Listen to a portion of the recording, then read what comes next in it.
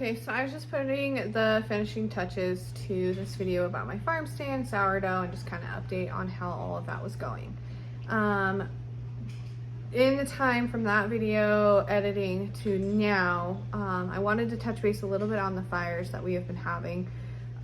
So I'm not sure if everyone's familiar. We live in Oregon, and so we are surrounded, or were surrounded, by both the Durkee Huntington fire and the Halfway fire.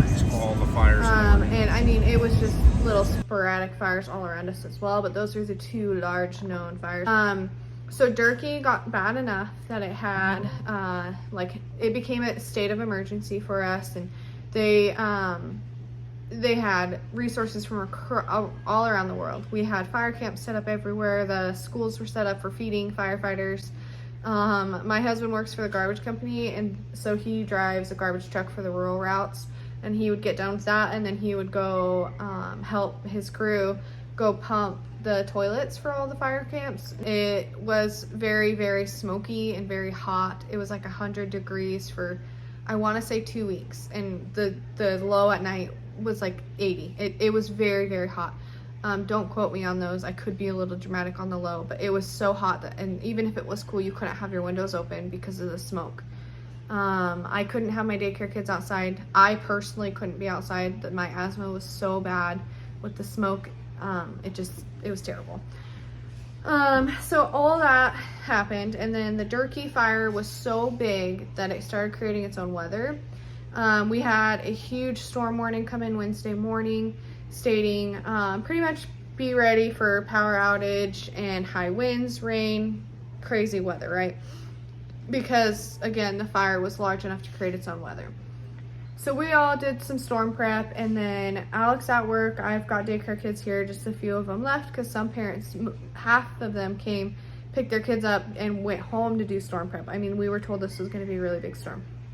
So the storm hits, I want to say around like 3. I still have some daycare kids. No, it was earlier than that because it was nap time, and we instantly lose power.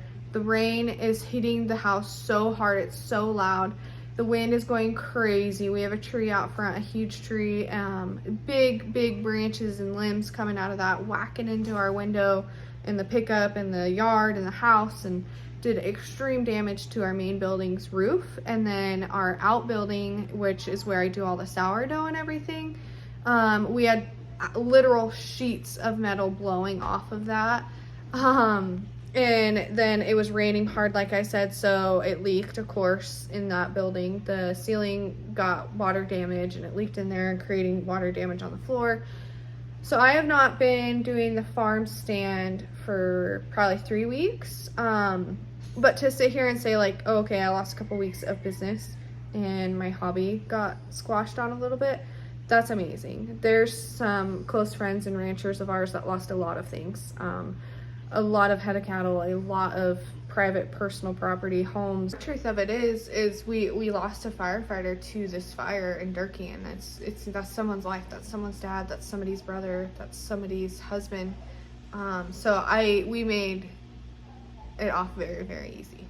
So much burned, it is just devastating. My last video I posted where we were up McBride with Nana and Poppy, my folks, that place burnt from the Halfway fire. Right now the Durkee fire is at 99% contained, and the Halfway or Town Gulch fire is at 89% contained. So it is amazing, but it's way more under control. Like at the time of the storm, it was 0% contained and growing. It was terrifying. There was helicopters flying over us all day long. Chaos, panic.